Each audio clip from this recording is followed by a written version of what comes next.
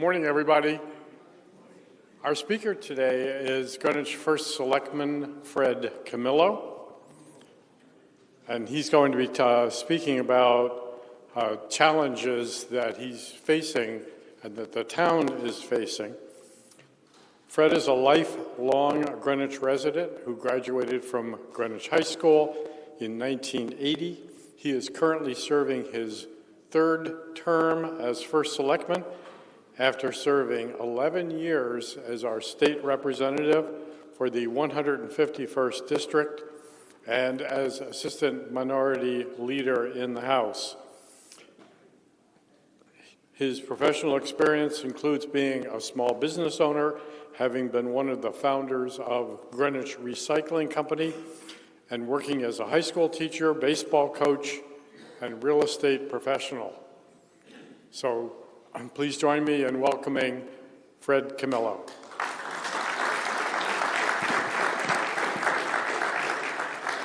Thank you, Peter. This thing feels like a baseball helmet. But I'm not used to wearing this. But good morning, everybody. Great to see everybody. It's been a while since I've been here. I know these formats are usually better when there's a lot of questions, and so I'll kind of, err in that side where, we're going to have more questions than me sitting up here and just talking, standing up here and just talking. But Greenwich, Peter had asked me to talk a little bit about what Greenwich is facing, and sometimes we get mesmerized by rankings, right?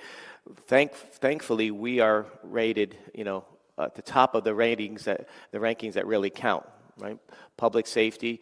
Last year, two publications around the country had us at 87th safest in the nation, municipality, and one had us at number 10. And one had us at number 1 in Connecticut. And we're a town of 63,300 people, so we're up against some towns with 3,000 or 4,000 people, so they should be a lot safer.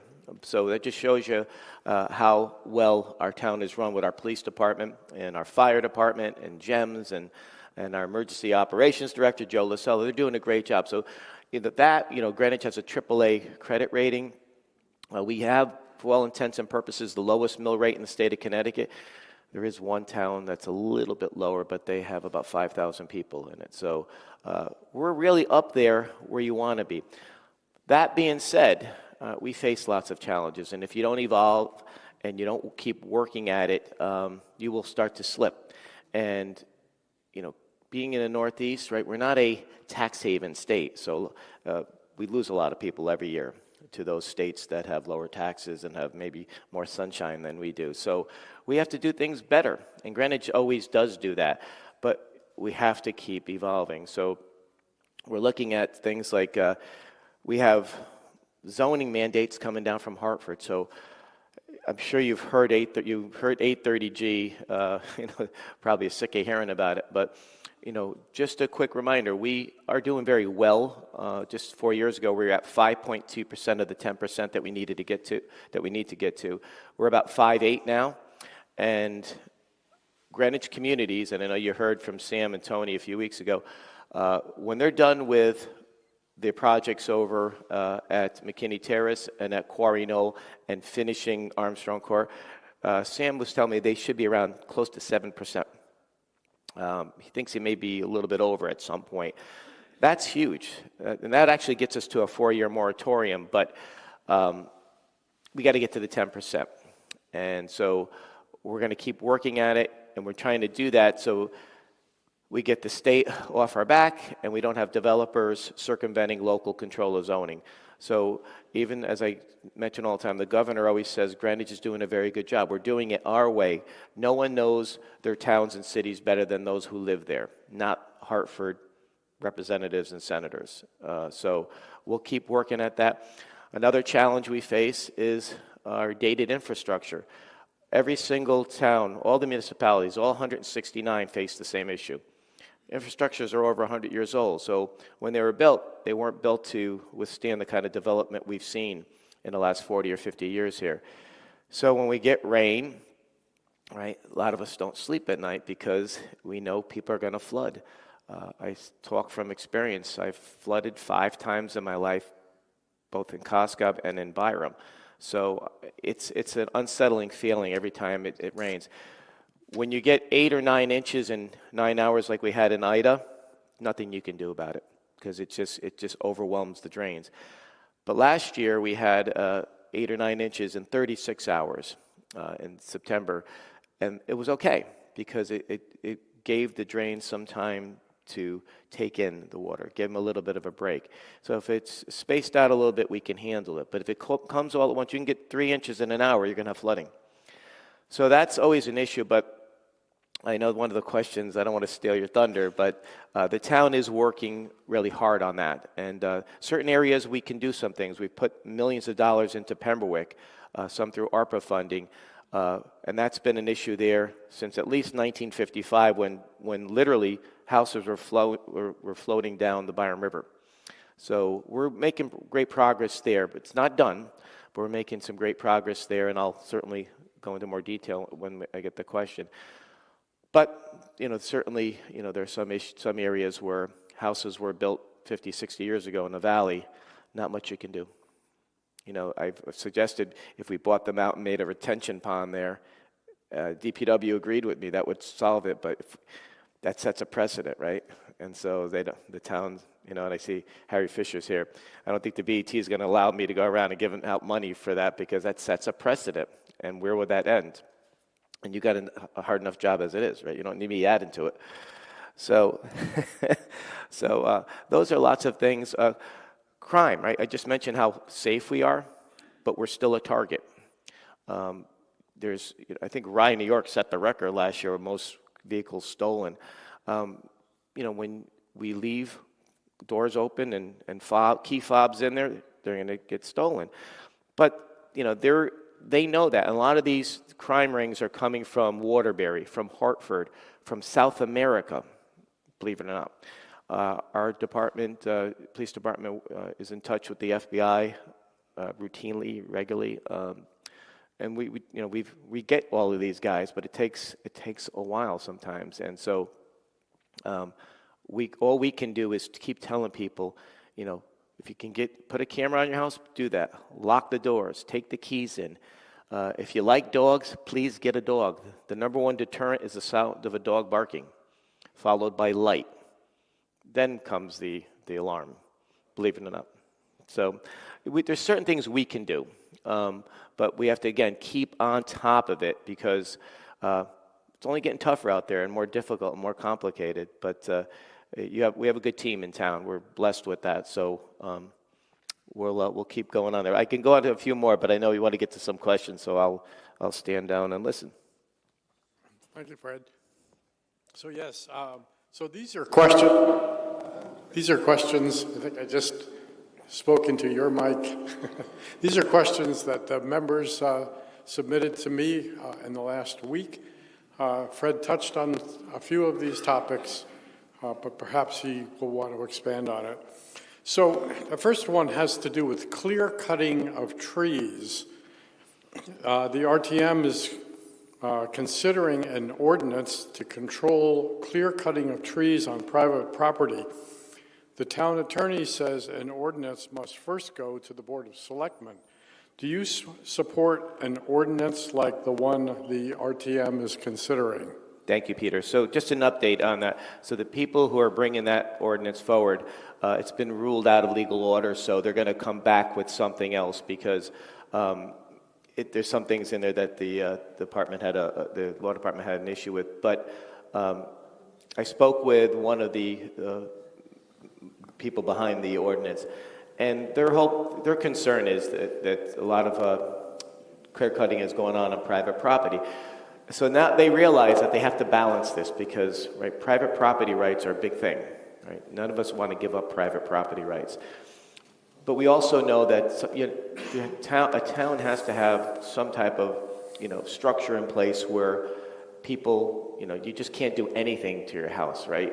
That's going to affect maybe your neighbors.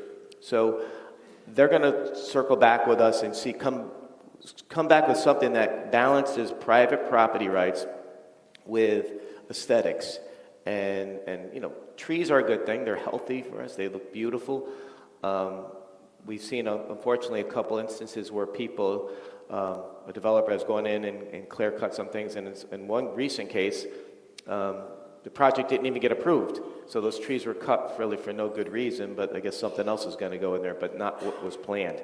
So we'll stay tuned on that one. You got to be very careful. We have a lot of commissions and committees and task forces, so you don't want to overdo it too much where people just get numb to it. You want to make sure that these things are actually doing good work. And so, before we take that step, I want to see what they come back with, but certainly we're all in favor of a town that's nice and green. And so the next question is about flooding, and you already mentioned it, but clear cutting and flooding sort of go hand in hand.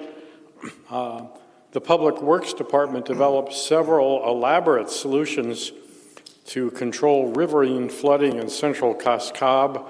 I see we have a parent here of Suburban Avenue resident, but then Public Works told the homeowners they're on their own to raise their houses or build flood control structures on their property.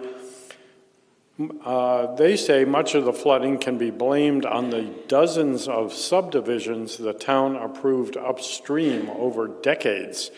Can't the town help these homeowners in some way? That's a multi-million-dollar question. I think, especially with Cos Cob, I grew up there, and so I grew up on Orchard Street behind Cos Cob School. So that's one of the areas that gets pounded. And in 2007, when we had 2 massive storms in one month, and there was 4 to 5 feet in the basement of the house I grew up in, twice. And at the same time, I was flooding in Byram. So, but that was coming up through the concrete, and it wasn't 4 to 5 feet; it was about 2 feet. But we were next to the brook back at Cos Cob School. We were told in 2007 that a lot of the building that had gone on upstream, Upper Bible Street, was contributing to that, and that I believe that is true. I've spoken with a lot of engineers, but when you get those types of flooding events, those weather events where there's flash floods, and combined with high tides, sometimes it's a perfect storm. Well, we saw that on Superstorm Sandy in 2012. So I was at that meeting, and no one wants to be heard. Wants to hear, you got to raise your house, and that will help. It will help, but not everybody has that kind of money to raise the houses. I know some friends over in Old Greenwich did that after the nor'easter we had in '92 near the beach, and they lifted their houses up. But again, that's a really expensive proposition for somebody to do. So, we continue to look at things, and we go back and forth. It's not just DPW. We get other people, environmental affairs, involved to see what else we can do. We tell people, we have tens of thousands of drains in the town, and it's a lot. So I've asked them, it's impossible for them to check it all the time. They do check the problem areas before a storm, but not all of them. So we constantly remind people, when you're doing your walks, check, and you go by a drain, check it, and let us know if you see stuff in there, because that's how it serves as a reminder to us to get out there and check them. So that's, there's certain things we can continue to do, and look at, any idea is up for discussion. Even if you've been told no by a department in town, things change sometimes, and sometimes new technologies come on the market, and they're constantly looking at that. So if you've been told that, believe me, it's not, we're saying, well, you're on your own. There's 5 houses, just 5 houses that flood usually over on a Valleywood Road, and we're looking at something that may be able to help them. And when I first heard about this years ago, they were 46th in line. And the reason why they weren't number 1 is because DPW would rank the areas to see how many were affected. So if you're in an area where 120 houses are getting flooded, and the 3 at Apple Tree Lane over in Riverside are also getting flooded, you're going to be rated higher because you have more houses being affected. They're trying to do the most they can, be as efficient as they can. But doesn't mean that those 3 houses are forgotten about Apple Tree. We're constantly working with them and trying to help in any way we can, but they have to do a priority ranking. Thank you. So this next question is a sort of a combination affordable housing, traffic congestion question.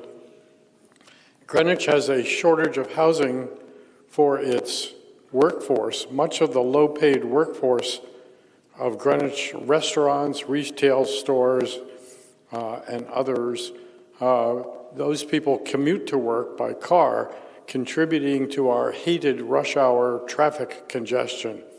How can Greenwich meet this need? Do you support Greenwich Community's plan to build 48 units of affordable housing over the commuter parking lot at the Cos Cob Railroad Station? So that's a great question. So that's a terrific idea that Sam Romeo and Tony Johnson have come up with. It's a surface parking lot. It's right across from the train station. I've been encouraging them to continue to keep looking at things where we can push that ball down the field towards that 10% so we can get them off our backs, them meaning Hartford. That there, I did say, though, I advised them to have a public hearing because you never want to, people live there.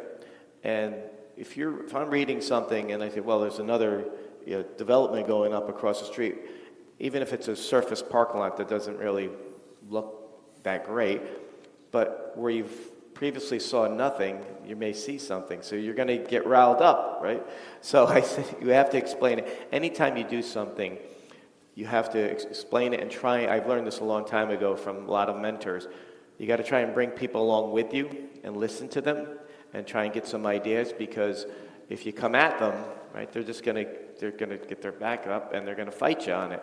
And we're trying to explain to people that if we don't get to that 10%, you could say, I don't want it here because I live here, then we're all under assault. None of us are safe because that 830G allows them to circumvent local zoning. The only reason why a few of them got stopped is, for example, the one over in Brookridge, they were outside the sewer district, and that would have to go before the RTM for approval, and that wasn't going to happen.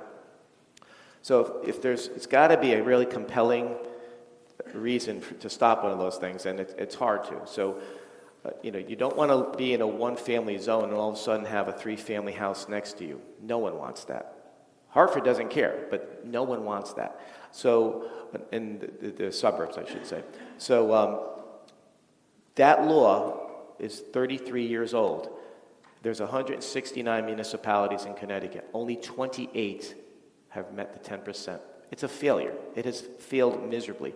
Yet, not only are they taking a step back to look at it, they're actually doubling down, and there's some bills up there that would, the fair share bill, if you look at that, could almost require up to 19%. Never going to get it. We'll all be dead.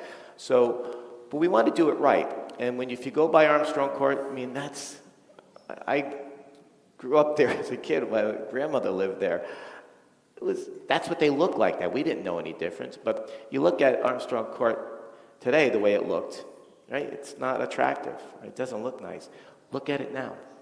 People love it there, and it gives them pride in where they live. So that's the way to do it. Do it right. Get to the 10%, but make it look really nice and give those people. So, and there's even some programs Greenwich Communities has where they could set aside some money, and they have, where they at a certain time they hand it back to them, and they use that for a down payment for a home. So there's lots of good things on the horizon. We're trying to promote that. So to answer answer to your short question, I support the concept of what they're trying to do there, but I want to make sure the neighborhood's okay with it too. But they do have a lot of other things coming up down the pike that actually is going to get us, up there towards that 10%. So here's a similar question, but it relates to seniors, like most of the folks here today. The issue is that a lot of seniors are sort of stuck in their single-family houses. We're living much longer. Their existing houses are quite affordable because of low taxes, and we can defer maintenance forever. So there aren't too many alternatives for a lot of seniors to stay in Greenwich, so they choose to stay in their single-family houses, And so there aren't single-family houses for young, growing families. You have any thoughts on that issue? Yeah, I think I think a lot of people I don't think they look at it as being trapped in their homes. There's a lot of people that don't ever want to leave their home, right? My father was one of those guys. He loved his home that he built over in Orchard Street. So, and that's where he passed. So I think the idea is it's a mix. We really want people who, if they are elderly and they want to stay here, they should be able to stay here, right? It's up to us to try and make it as easy as possible for them. So on the flip side of that, the good thing is that's a good problem, right? We have people wanting to come here. And there's not very much inventory on the market right now. I think there's a little over 100 listings. That's extremely low. So if you do want to sell your house, right, at some point, now's a good time. You'll make out as long as you have a place to go, right? And if you're, fixing on going somewhere else that's warmer, that's great. But a lot of people like it here, right? And we don't blame them. So I'd never want to encourage people to get out, because especially ones that have lived here a long time and volunteered and contributed to the town and made it a great town. So it's a good problem to have, that people want to come here. So we had a talk about the transfer station here a week or two ago, and we know there's some plans to redevelop the dump, and we're curious to know if you'll be providing electric power to the book recycling station, which is now dependent on a generator. Yeah, so I'll take the second one first. So I hadn't heard that. I just got a call yesterday about getting power out to a shed on Island Beach for the lifeguards, because they're going to be moving them, which is the first I heard. So I reached out to Joe today about that. I had not heard about the book shed, even though I visit it once in a while. So I'll follow up on that one. But as far as the dump, yeah, that's been something that's been talked about at least since the 1980s. And they have some great ideas about redoing it and the flow, how really nice it would make it. Because right now, the way it's not a functional dump, and it's called a transfer station today, but it's still a dump to me. So you see, Tony Rainey in the booth there, when you go over the scale, he's checking cars and trucks and weighing them there. But if somebody goes up around the recycling area, right, that we don't have anybody there. So you can actually go to the recycling center, throw off your recycling, and have 1,000 pounds in your trunk, and you're dumping it for free. And as somebody in my office called it, it's open bar down there. So we all end up paying for that. So if we could we're working on I spoke with somebody in Hilton Head, South Carolina, and they have a system where they have a few people at different points in their transfer stations and their dumps, and people get a card for free, and they have a code there, and you have to check, and you're allowed to go down, I think, twice a week. And they have a pay structure there, and it does capture some of that money. But right now, it doesn't work, and so it's a big cost. I'm a big proponent of redoing that dump for a lot of reasons. Right, we could start moving some things down there when you redo it. That would free up the Parks and Rec operation at Roger Sherman Park. That's a shame that we have that there and we can't move it to the dump, because we already put an RFP out. We have designs to redo that park, and you'd get views of the water that you haven't had since the 1950s. That's some of the most expensive land on the East Coast, and we're parking trucks there. But until I get funding to the dump, it's going to stay there, because that's the place it has to go. But it's not only a good place to store these other things, it's that the flow is going to be really nice. It's going to make it really quick, and we'll be able to capture those scofflaws that are going down there. And I don't mean you, Mr. Pollack, but he's looking at me like I'm accusing him, who are going down there and not paying. And so it's a challenge, but we had Mark Boughton, a commissioner from the Revenue Services, come down last year, and he thought there was funding available, and I followed up with him. I don't know if there is or not. We're still having this talk, but he was pretty confident that we could apply for some type of funding, and because some of the first responder operations are in areas that get flooded, So he thought that that was a good selling point. So we're still working on that, but it's got to be done at some point. Again, this is over 40 years we've been talking about it, and it's millions of dollars. I mean, Harry, you may be right. It's like 15 million or something. It's not cheap, but it certainly would help us and would help the aesthetics of the town. It would help our first responding units, the flow of traffic down there. It would actually recoup some money. It would just be a win-win-win. But we just have to figure out how to pay for it. But I'll keep putting it in there. We do have the chairman of the BET here in the audience, so he's listening carefully. There Gets more pressure than anybody. There were other questions about capital projects, Dorothy Hamill's ice skating rink, Roger Sherwin Baldwin Park, sewer treatment plant at Grass Island. We just had a period when interest rates were almost zero. Some people think we should have taken advantage of that by funding these projects on a longer-term basis. Is that a missed opportunity? Yeah, that's always, I remember that debate, and the flip side, it's a very solid position and point of view to have. The resistance to that, which is also, I think, has a lot of validity, is Greenwich has always been one of those towns that didn't incur a lot of debt. Right? And we have a AAA rating, and we have a low mill rate. And of course, the grand list helps with that too. But it's been very well run. We don't ever want to see ourselves getting like other towns have trouble that they've gotten into with long-term debt. But certainly, we've amended it over the years. We used to have pay-as-you-go from the 1930s on by Roger Sherman, who was on the BET. That stayed that way until around 2000 when we did a modified pay-as-you-go, when we purchased two-thirds of the Pomerantz Tuckman property in Cos Cob. And I think it was a 5-year note. We paid it off like in 2 or 3 years. Now, that works. I mean, so we can fool around with that, and I'm all for figuring out ways, thinking outside the box. I just do worry, though. I don't ever want to be in that position where we're throwing debt on like the state government does or other entities, where it does start to, at some point, you got to pay for it, and that's why in town here, we're really working hard on public-private partnerships. So I'll segue right over to coming on the heels of the Civic Center, which is going to be opening up in a few months with a public-private partnership. I've reached out to somebody well-known in town, and they're willing to help with the skating rink. We're just waiting on approval from zoning. And what's exciting about that, it's not just a brand new state-of-the-art skating rink. If you've been down to Dorothy Hamill Rink in Byram, where it is now, it would be flipped to the baseball field, which was named after Sal Straza. That Straza field, the three of us, me, myself, and 2 other people, had started something called the Greenwich Baseball Foundation many years ago.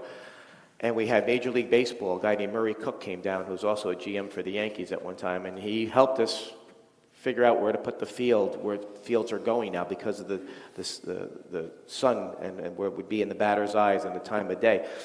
And we had a friend in town who was a landscape architect who had worked on some things in Randall's Island in New York, designed it for nothing for us. So we had this showcase baseball field ready to go.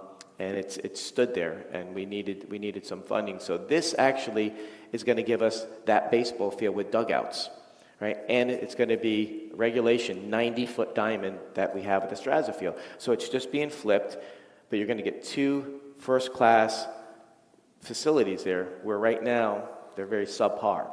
Dorothy Hamill was built in 1972. It wasn't called Dorothy Hamill then.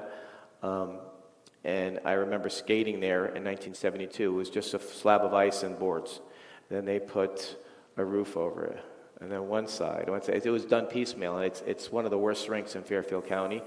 And if you go to other rinks, it's embarrassing. If you go to and you talk about baseball, years ago, about 15 or so years ago, we were awarded a state tournament. And Greenwich had to play their games at Cabetta Stadium in Stamford. It was embarrassing. So this would solve 2 problems. Plus, we're going to look at solar there and anything else we can do.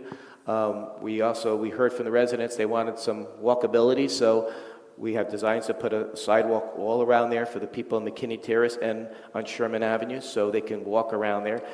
We're also going to enhance the Eugene Morlott Park. If you've never been there, there's a bunch of trees there. They're dedicated to Greenwich boys that fought and lost their lives in Korea and World War II and Vietnam. And it means a lot to those families there. And so when you go there to a hockey game or a baseball game, most people don't even know it's there. So we like to clean it up, put a nice little sign there signifying what exactly is there and why it's there. So it's a whole new, view of a vision of that, and we're just waiting for the go-ahead from P&Z, and then we'll be off to the races.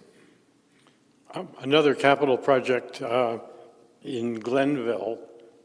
Folks, there's a very elaborate plan for pedestrian safety and better traffic movement.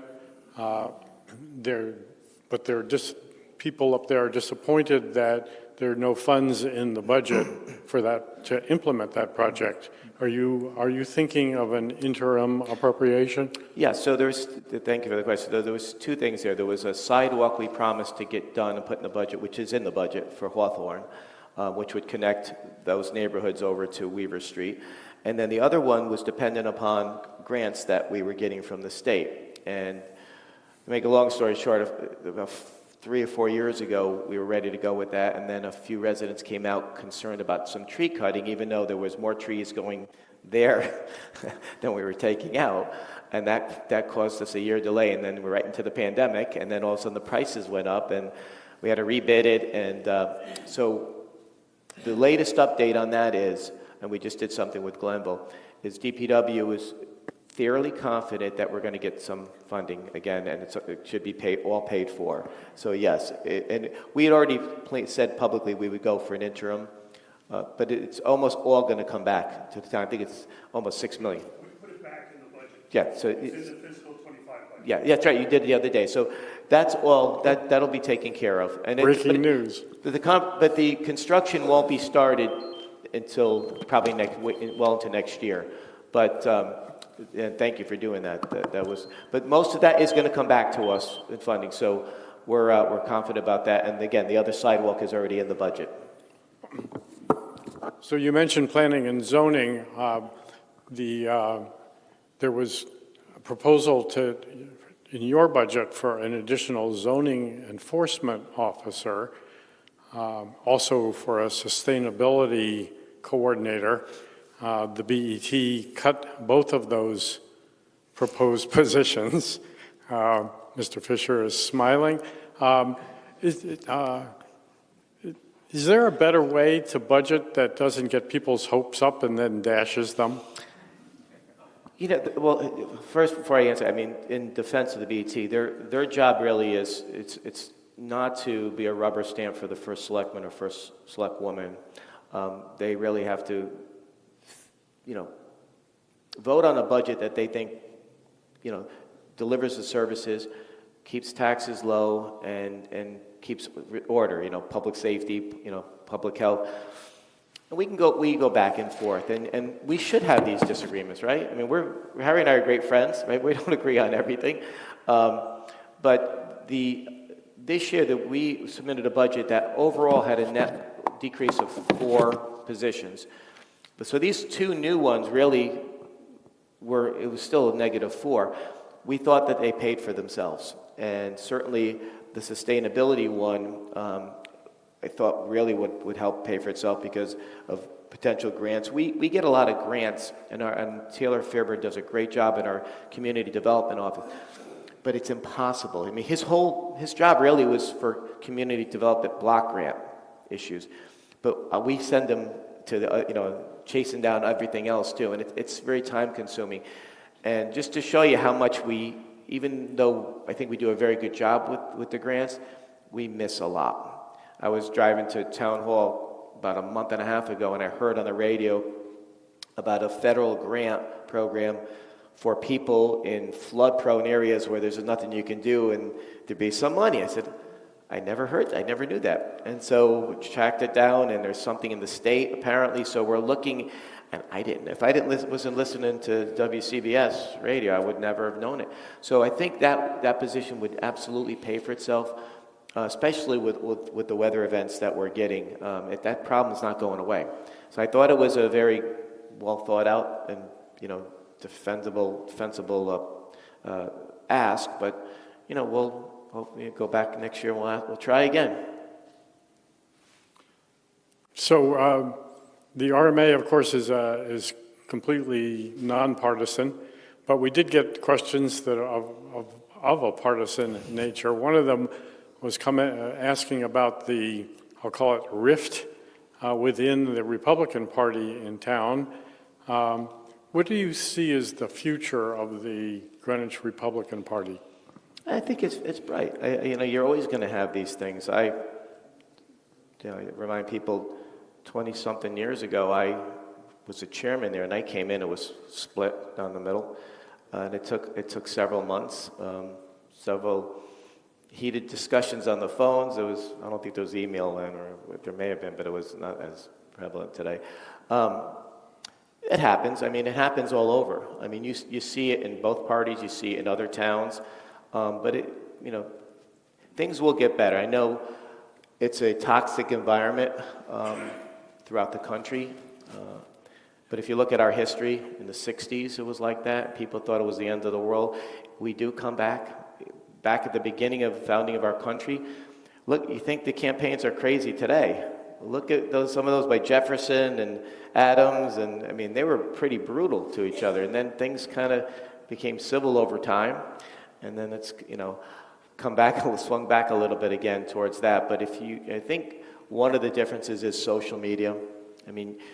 I can't tell you. I like going on there to wish people happy birthday. I like looking at some other things like on Twitter. But then I look, oh my God, people are tweeting to me and they don't have their names on it. It's Patriot 155 and you this, you that, and it's tough, right? And so you gotta have a thick skin. You really shouldn't read all that stuff. You shouldn't let all that criticism rent space in your head, and likewise, you shouldn't let compliments get to you, because you're not as good as the compliments are, and you're probably not as bad as the criticisms are. But it enables people to have a platform to be able to say things that they wouldn't say in front of you, things that they wouldn't even say at a public meeting with lots of people there. But they can go home. I've literally, I know you've worked with a lot of these people too in town. You're literally with one at a meeting, and they're fine, and next thing you know, at 11 o'clock, 12 o'clock, 1 o'clock in the morning, they're on social media and saying some not so nice things. And you literally were right next to them, and they didn't say two words. So that's a problem, and I don't know how that goes away over time. We love free speech, and we got to be very careful with that. Likewise, we have an issue now. If somebody goes on our town web pages, we had to go get legal opinions. What do you do if somebody's there saying something that's not true, and it's not true, and you can prove it's not true? They still have rights. So it's an evolving thing. It really is. We have people sending out text messages. I was the recipient of a bunch of them recently with no name on it. Talk about cowardly, no name on it. And you can't, and people are reading it, and a lot of people believe it. It doesn't matter they'll believe it. That's the cell phones. I spoke with an IT professional, said that's still a Wild West. They're having trouble, with that and correcting that situation. Emails are getting a little better. There are people who are sending emails coming from the dark. Little by little, it's evolved. Technology's evolving. We're finding out who's doing that. So our own IT department is very, confident and hopeful with that. But they mentioned that the cell phones are a problem. They're a real problem. So I think any rifts, we've seen them before in both parties, and it's up to the leaders who are there now to step above that. And it's hard. Right? You got to have a thick skin, but that's the way. History remembers those who rose above it and got things done, not the ones that, as Teddy Roosevelt would say, were on the side criticizing all the time. Right? History doesn't remember them. They remember the ones who were the statesmen, people who rose above it, and it's hard. It's hard. Sometimes I don't follow that advice, and it's a constant battle, and you have to work at it. And But yeah, it will definitely get better. So several members, kind of related, want to know if you're planning to run for re-election next year. One term at a time, Peter, one term at a time. I just blessed to get up every day, and any day you have your health is a good day, and you have to stay focused, and you don't know what tomorrow brings. So I'm just grateful that the people in my hometown gave me a chance to publicly serve. So they owe me nothing. I owe them everything. So I appreciate but I'm not there yet. So we're going to open to the floor here for additional questions. Recently at the BET meeting, there was a discussion about some ADA upgrades on Greenwich Avenue. And one of the BET members happened to say that we need to look at women in expensive high heels instead of people with disabilities.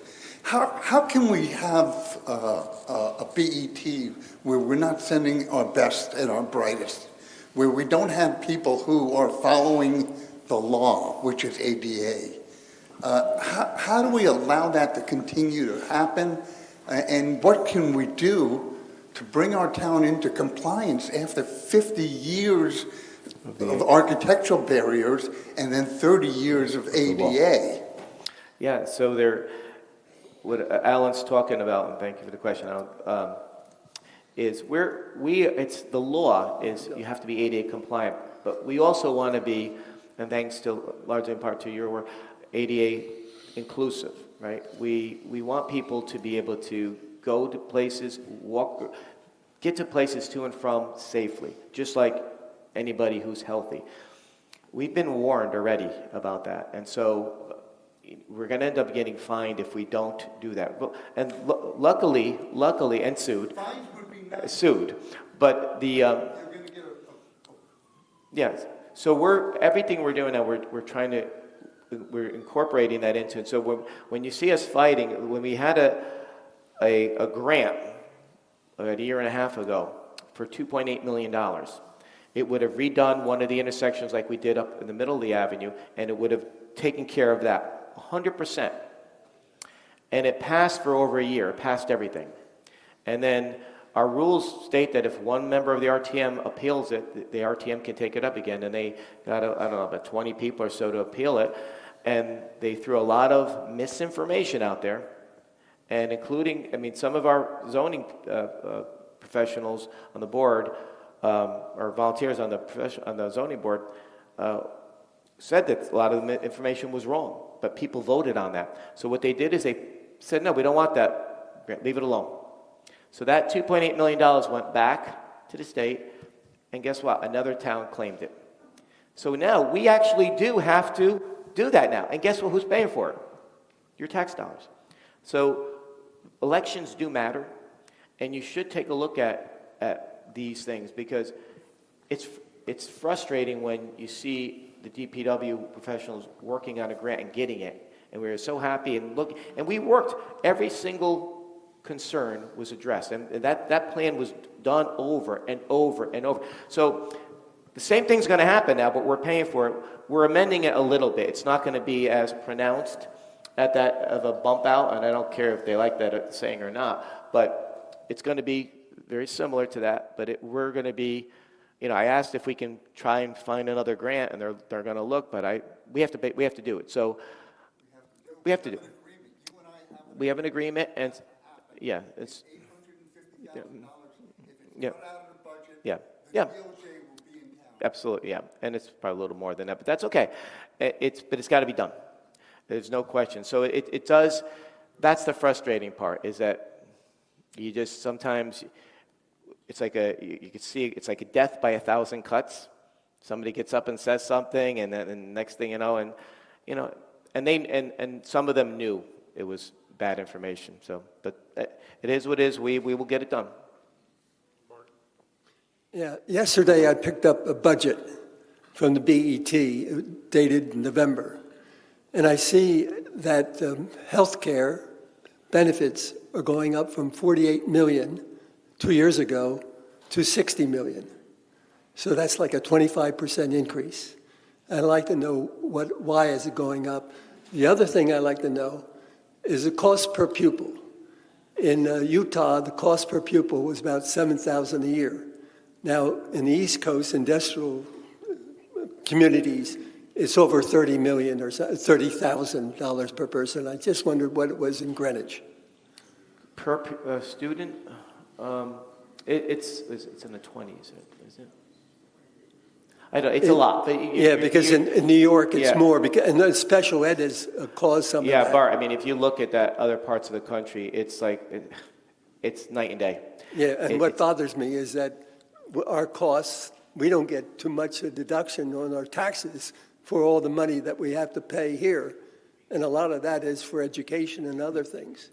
And so that's what I don't like about the Republican Party, to tell you the truth, that I'm limited to $10,000.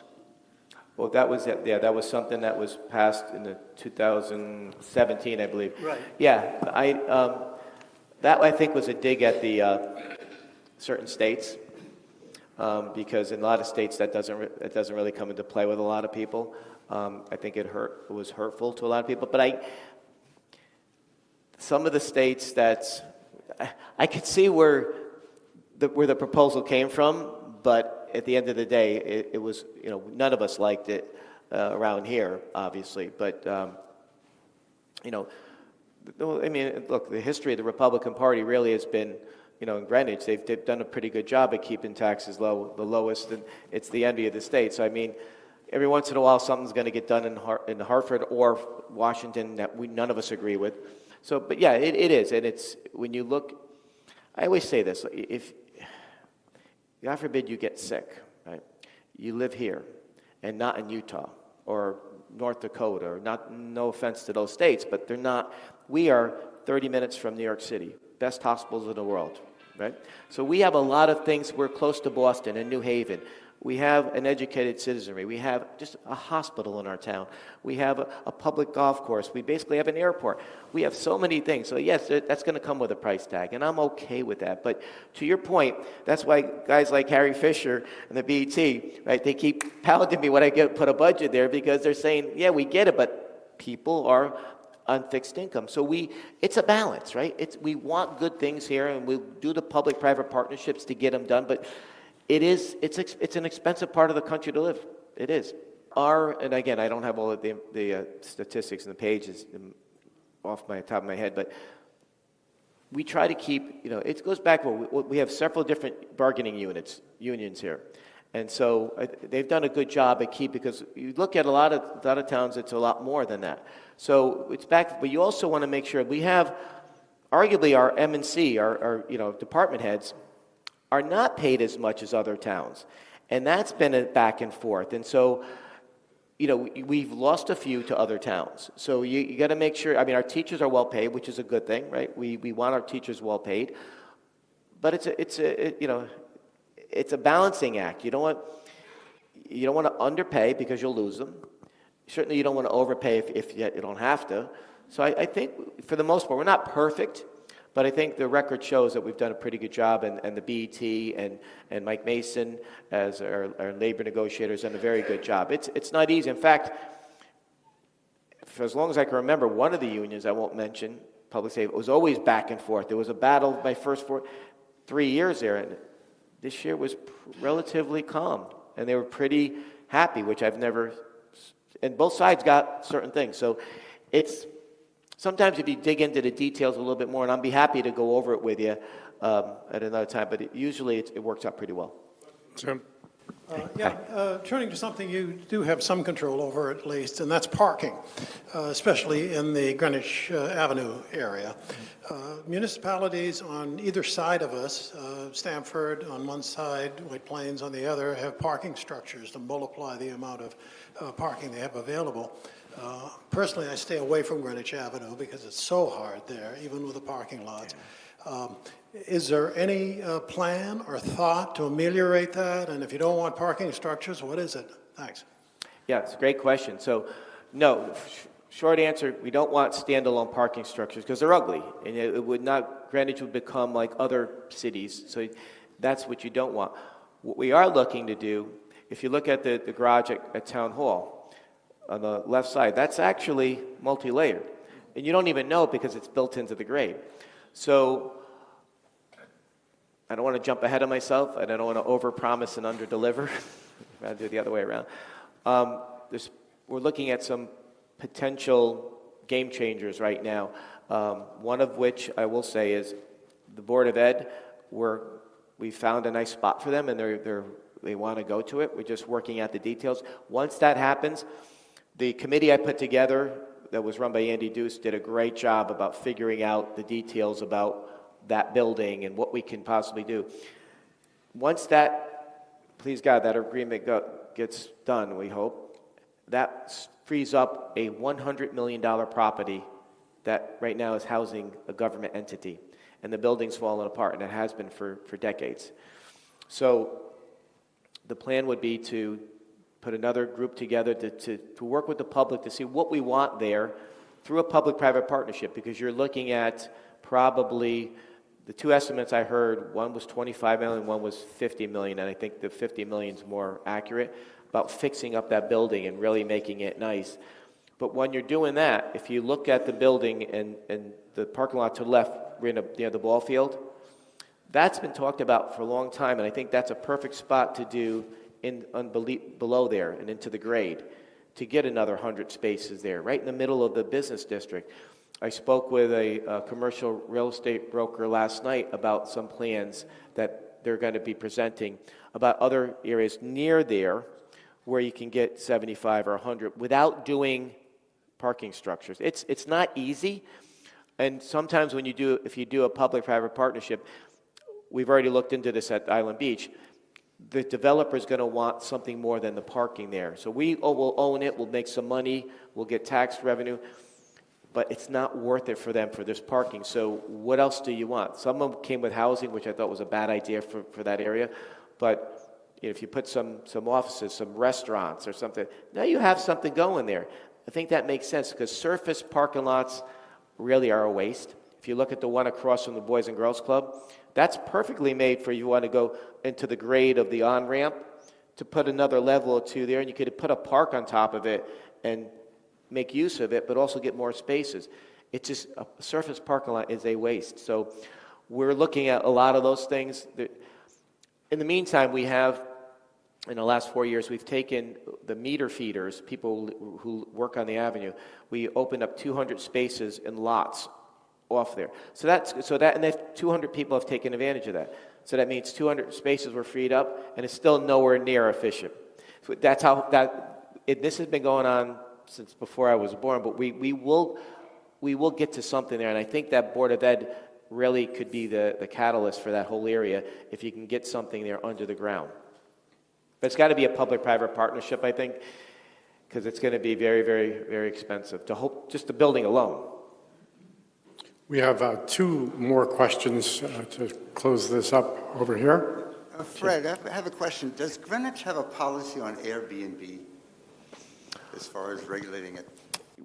This came up 4 years ago when Katie DeLuca was in town, and I got to check it. There was not. We wanted it because there was some concern about people, who lived in neighborhoods. Somebody had an Airbnb, and there was not much, if I can remember, that we had on the books or that we could do unless they were breaking local ordinances. I don't know if you want to ban. You got to be careful because some people wanted to ban them, but by law right now you can rent out 2 rooms in your house. You can do that now. So. But this is a short-term rental, so I'm sure most of them are fine, but you can run into a situation there. We've heard some horror stories around the country, so I'd have to double-check and see because we did look into that probably in beginning of 2020. Then the pandemic hit, and I lost it. And we have a last question. Fred, good to see you, hear from you. Hi, Steve.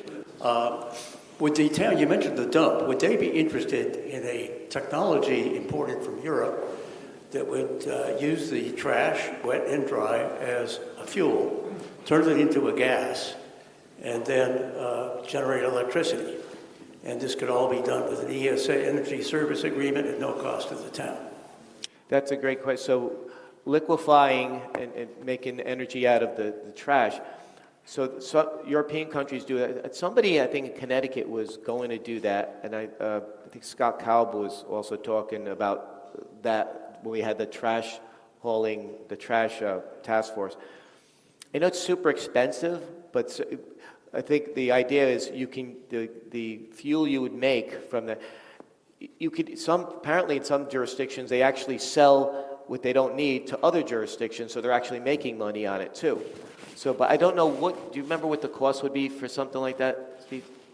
We take about a third of an acre, as I understand it, and the company would come in and build it at their cost and operate it as an energy service agreement for the town, so that it would be at no cost to the town.